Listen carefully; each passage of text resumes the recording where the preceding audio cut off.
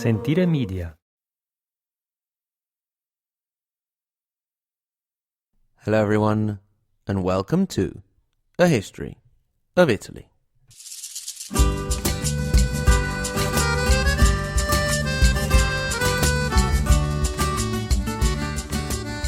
Episode 47. Bye Bye Byzantines. The End of Byzantine Italy, Part 1.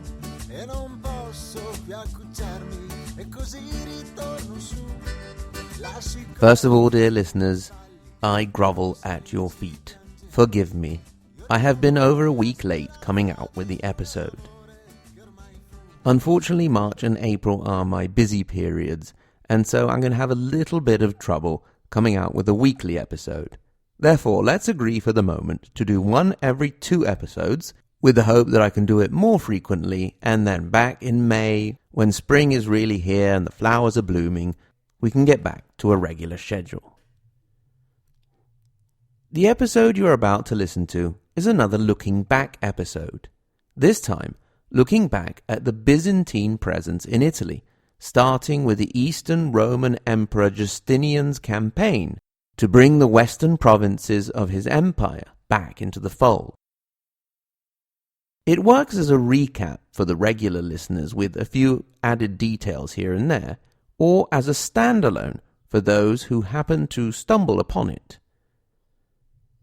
We have mentioned the Byzantines many times over the course of the podcast, but not really concentrated on them and their administration of the peninsula. They've been sort of like furniture in the background, poor Byzantines. Please forgive us. I hope this will make up for the neglect. They may, however, be even further offended by the fact that I am actually calling them Byzantines. Indeed, in episode 41 of The History of Byzantium, Robin Pearson tells us that they would have referred to themselves as Romans. Indeed, if you go to where we are starting from, the Gothic War, and you look at the main source for that war, Procopius, you will find in those pages that he does indeed refer to the Byzantines as Romans. Anyway, I don't want to go too far off on that tangent, and so I really do recommend you check out episode 41 of The History of Byzantium. Before we really get into the action, a little disclaimer on names.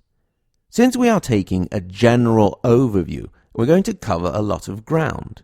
There will be loads of names. Don't worry too much about remembering them all. We'll focus on the takeaway issues at the end. In 535, with the landing of the great general Belisarius in Sicily, the Gothic War began, and it would last until around 554, when the Byzantine representative and general in Italy, the eunuch Narses, saw off the last of the Frankish raiders in the north and the pockets of Gothic resistance around the peninsula. If you want to hear more about the Gothic War, you can go all the way back to episodes 4 and 5 of this podcast. With the end of that war, Narses, with the title of patrician, had the daunting task of bringing the peninsula back to some semblance of normality. The country had suffered through decades of war, and on top of that, famine and plague. Many cities had been completely destroyed, such as Naples, which had sided with the Goths and been destroyed by the Byzantines, and Milan, which had sided with the Byzantines and been destroyed by the Goths. Sicily would be an exception in the new administration, since it was under the direct rule of Constantinople. The Byzantine Emperor Justinian was pragmatic enough to also recognize another aspect of the new Italian reality, and that was the fact that the power vacuum left by the civil administration before and after the fall of the Western Roman Empire had been filled by the religious authorities in the cities, the bishops. Now, with the Pragmatica Sanzione document, the emperor recognized this power. Unfortunately, we don't really have hard figures on the rebuilding of the Italian cities under the administration of Constantinople. Italy was not included in Procopius's De Aedificus about the rebuilding of the Western Empire. Whatever work the new regime was going to do, they were going to need money. And the only real way for them to get any money was to tax the pants off the local population with their sophisticated Byzantine system. Indeed, to this day in Italy, the term Byzantino is used to describe complex, sometimes overly intricate bureaucracy. Needless to say, the heavy taxation was never really popular with the locals, and this would come back to haunt the Byzantines later down the line. To help with the collection, in 541, a certain official called Alexander, nicknamed the Cutter, was sent over, and he started to claim back taxes all the way back to the time of King Theodoric of the Goths, 20 years before. Under the government of Narses, the domination of the whole Italian peninsula lasted until 568, the year in which the Lombards entered Italy. For more on this, and the interesting soap opera of King Alboin of the Lombards and his wife Rosamunda, you can go back to episode 6, Here Come the Lombards. The Lombards met very little resistance and conquered most of northern Italy, except for Venice and Liguria, central Italy, except for the area around Ravenna and Rome, and all the way down to Benevento in the south. The Byzantine army was busy on the eastern front, fighting the Persians, or closer, with the Avars. It must have been really annoying to have lost the territory after they had only just finished winning it back. This started a long period in which the Lombards and the Byzantines fought it out, with the latter continuing to lose ground, but holding on to what they had for dear life, thanks to some shrewd political maneuvering and bribery. Narses had been substituted by Longinus before the invasion, and some say it was due to this snub that he invited the Lombards to invade, although this conspiracy theory has been somewhat discredited. It seems that Longinus was also a pretty cunning guy, intervening to help Queen Rosamunda after she had had her husband killed and ran away with his killer, after apparently tricking him into doing so. Then, once in Ravenna, the two ended up poisoning each other.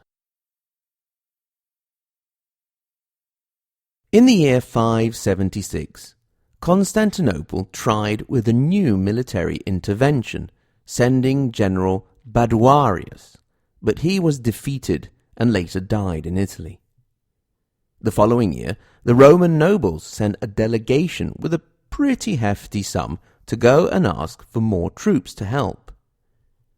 The answer was that there were no more troops to send, and they should instead use the money to try and bribe the notoriously independently minded Lombard dukes, to stir up trouble in the Lombard camp. This approach worked quite well, with the Lombard dukes often siding with the Byzantines against their various kings, especially the southern duchies of Benevento and Spoleto, which were comfortably far from the Lombard capital of Pavia. The complicated situation in Italy required an administration with greater powers than elsewhere in the empire. That is why the figure of the exarch was created. This was a military leader, like the magister militum, but was also tasked with a diplomatic and administrative role. We have the first trace of the term being used from a letter by Pope Pelagius on the 4th of October 584. This would have been at the start of the reign of Emperor Maurice, who held the position from 582 to 602. By the way, isn't that a cute name for an Eastern Roman emperor? Maurice makes him sound really cuddly. The capital of the Exarchate was Ravenna, until the city finally fell to the Lombards in 751. Having said this, it was not all that easy to govern such a patchwork area with success, considering also the fact that the good old Roman roads were gradually deteriorating. For this reason, a dux or magister militum was set up in areas such as Veneto, Liguria, the Pentapolis, which was Rimini, Pesaro, Fano, Senigallia, and Ancona, stretching south from Ravenna, as well as Perugia, Rome, and Naples, as long as these holdings lasted in Byzantine hands. This may have made things a bit easier to govern, but it also meant that these dukes, with the ebb and flow of Byzantine attention to Italy, would gradually become more and more independent, especially in Venice, where the dukes then became the doges, and in Naples. At the same time, they continued the strategy of containing, as much as possible, the Lombard expansion with money. This was helped by the fact that the Lombards were not at all seafaring people, so for them, taking cities such as Genoa, Pisa, and Livorno and holding them against attacks from the sea was a bit more complicated. Also, the Lombards really liked money, don't we all? Another strategy attempted was to use the rising power of the Franks to counter that of the Lombards. This definitely created trouble for the Lombards, but for the moment it had no definitive effect. So they went back to using bribery to pay the Lombard dukes off, and even hired them for military uses elsewhere in the empire. Indeed, there are records of Lombards fighting on the Persian front. We also have many Italians moving east to escape the invasion, such as many Roman nobles who ended up living in Constantinople, or even cases of commuters, such as the noble Sicilian Vanazio and his wife Italica, who would move between Sicily and Constantinople, sort of like having a holiday home, I suppose. As we said, we're taking a very general overview of things, but we need to now look a little more in depth at an event to understand some of the geography of Byzantine Italy. In the year 590, a new exarch was nominated, Roman, or Romanus. He once again started up hostilities against the Lombards, which had been dormant for a while, bringing in the Franks to help. But just as the Byzantines and Franks were ready to move in for the crushing blow, the Franks just went off and left. The year after, a certain Ariulf became Duke of Spoleto, and he took advantage of the opening of hostilities to expand and take the Umbrian corridor away from the empire. Basically, in the complicated geographical patchwork that was Italy in this time, the Exarchate had the area around Ravenna in the northeast and that around Rome in the center-west, and the two were connected by a strip of land that acted as a corridor to unite the two parts passing through Umbria. This is a bit like having two bits of your apartment connected by a hallway, and at a certain point, your pushy, uncouth, and uncivilized neighbor takes the hallway and won't let you pass. Maybe he even throws out your lovely collection of potted cacti and other assorted plants and puts his own there, or lets his annoying children hang around in the landing. How rude. This is when the Pope of Rome stepped up and took things into his own hands. The Pope in question was Gregory, who would become one day one of the only two popes known as the Great. He repeatedly asked Exarch Romanus for help, but none came. So he took matters into his own hands and tried to set up peace talks with the Lombards. It was the start of papal involvement in national and international politics, and that would last to this day. The Exarch was not at all pleased about this. In 592, he sailed around Italy to land in Rome and take back the corridor, which he did. Obviously, this put the idea of making peace and soothing the situation of the Roman people completely out of the mind of the Lombards, whose king Agilulf laid siege to Rome and only left after being paid 5,000 pounds of gold. Now, I haven't had a lot of time to investigate the matter, but I sort of wonder why the Exarch felt the need to sail all the way around Italy and taking back the corridor from Rome. Going back to our metaphor, it would be like trying to take your hallway back by climbing down the fire escape to one part of your apartment, then climbing up the fire escape to the other part and taking back the hallway from there. There must obviously have been some good reason. Perhaps he thought that if he came from the rear, they would have trouble turning around. A bit like Ben Stiller in Zoolander when he can't turn left. Anyway, it worked, and they got the corridor back. With the death of Romanus in 596, an armed peace was, for a little while at least, finally possible. With the start of the 7th century, the empire went through a period in which it was forced to basically ignore the western provinces. This distraction soon resulted in a rebellion in the Exarchate. This started among soldiers who had not been paid, but the local population soon joined in. In this rebellion, the Exarch, Giovanni, was killed. Naples also saw a power grab by a local noble named Giovanni da Conza. The emperor sent a new Exarch, Eleuterio, to suppress both rebellions, which he did, executing those responsible. Unfortunately, power seemed to have gone to the head of the new Exarch, and he decided to crown himself Western Roman Emperor. He fished around for some ecclesiastical figure who would be willing to crown him, and was ready to head down to Rome when he was assassinated by soldiers loyal to the emperor. If he had made his way down to Rome to be crowned, it would have been the first example in history of an emperor going to Rome to be crowned by the Pope. Funny, eh? Wouldn't be for a while yet.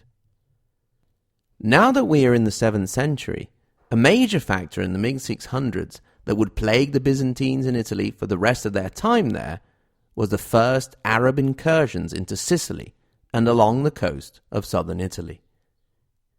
Let's put a pin in that, but remember it. Also, the ascension to the throne of the Lombard king Rothari meant new trouble for the Exarchate. Indeed, Rothari took the last two remaining cities in the Veneto area, defeated the Byzantines in the Battle of Sculterna, in which the Exarch at the time, Isaccio, was also killed. Although Rothari threatened Ravenna itself, he was not able to take it. The Exarchate would last a little while longer.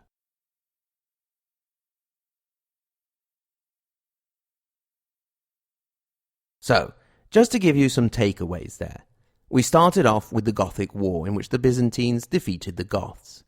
Then, not even 15 years after the end of the war, the Lombards invaded, and that created a situation in which Italy was split between the Byzantines and the Lombards, with the Lombards continuously encroaching on Byzantine territory, taking it bit by bit. The Byzantines were unable to intervene militarily with any success, so most of the time they used diplomacy, politics, and bribery to cause trouble among the various Lombard dukes, putting them against each other and against their king. To deal with the situation, the Exarchate was created. governing over the Byzantine lands in Italy, and at its head was placed an exarch. Another important player which came to prominence in this period was also the papacy and the Catholic Church. Thanks very much to everyone for listening, as always. Thanks in particular to my lovely Patreon supporters. We've now reached a lovely little family of 20, a score, if you will, with the addition of Maddie and Scott into the Matilda of Canossa and Mazzini level. So that's Anita and Giuseppe Garibaldi level, Sean, Jeff and Ed. The Matilda di Canossa and Giuseppe Mazzini level, Benjamin, Roberta, YR, Maddie and Scott. The Margherita Hack and Galileo Galilei level, Chris, Stephen, Vincent, Jay, Shelby, Caitlin, Ben, Dean, Ignazio and Selene, and the top level, Maria Montessori and Dante Alighieri, Sen. Thank you to all of you. Also thanks to Scott, who has sent us an email encouraging me to go on. Don't worry, I'm not giving up. It's just a bit of a busy period. Thank you very much. That's the kind of thing which really does help keep on keeping on. You can, like them if you want, become a Patreon donor. Go over to patreon.com/ahistoryofitaly, where you can also get some extra content, and a news cappuccino is coming out very soon, which is entitled Doing the Little Shoe, Another Untranslatable Italian Expressions. So look out for that one. You can get in touch, hello@ahistoryofitaly.com, or go over to our website, ahistoryofitaly.com, and click through to our social media, Facebook and Twitter, to keep up to date. Thanks again to everyone very much for listening, and until next time, arrivederci.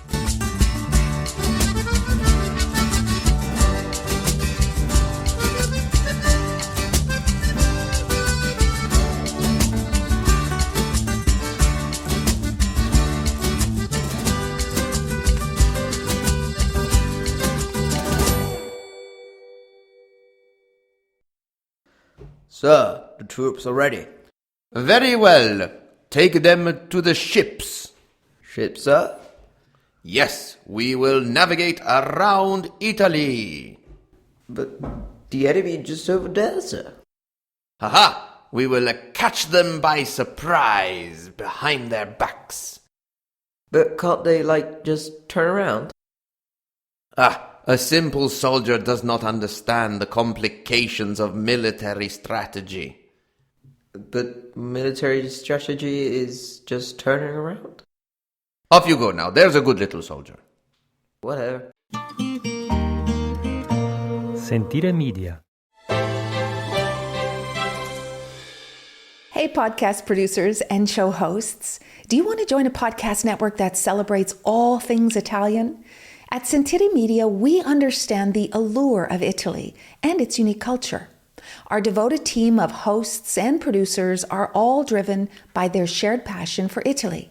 And we work tirelessly to create the best lifestyle podcasts and content that will whisk you away to the very heart of Italy. With us, you can savor the mouth-watering flavors, get lost in the stories from the past, break down the cultural barriers, and truly immerse yourself in the vibrant traditions of this intoxicating country. If you have a great podcast idea or are already in production and would like to join Sentire Media, head over to sentiremedia.com, that's SENTIRE media.com, and find out how to submit your show.